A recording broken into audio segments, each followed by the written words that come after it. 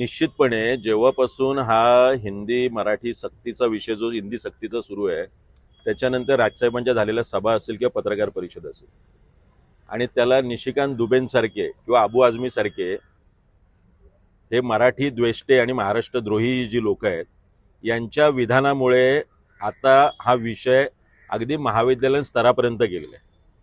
महाविद्यालयातल्या व्हॉट्सअप ग्रुपवरून कॉलेजच्या मुलांच्या एका अमराठी मुलाने आपल्या सोबत काही मुलांना घेऊन हॉकी स्टिकने एका मराठी मुलाला मारहाण केल्याची घटना वाशी आणि वाशीतल्या एका कॉलेजमध्ये घडली।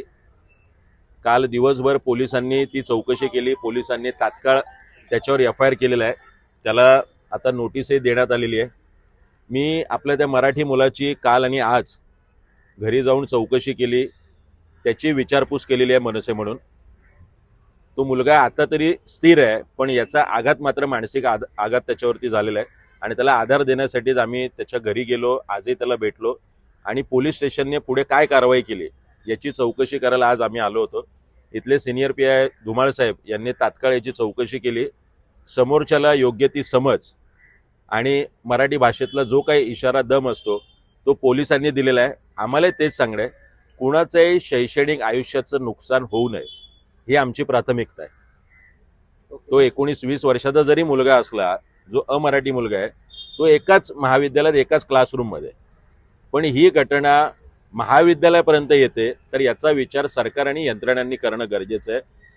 कुठल्याही पद्धतीने अशी नवी मुंबईत घटना घडली तर आपण मनसेशी संपर्क करा, हे मी सांगायला विसरणार नाही। आताच काही दिवसांपूर्वी गुजरातचा आमदार नवी मुंबईत येतो आणि गुजराती भाषेत पाठी लावतो, त्या पार्टीसाठी मनसे पुढाकार घेते।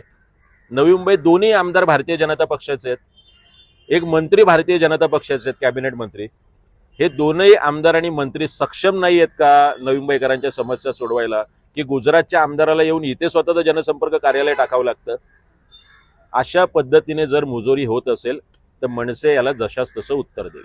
नवी मुंबई शहरामध्ये परप्रांतीय संख्या झपाट्याने वाढते, एअरपोर्टचे आता हे काम होते, या निमित्ताने मनसे त्या परप्रांतीयांचं ऑडिट करणार आहे का? त्यांच्यावर भविष्यात मोर्चा काढणार आहे का? परप्रांतीची दादागिरी आता कुठं तर थांबली गेली पाहिजे।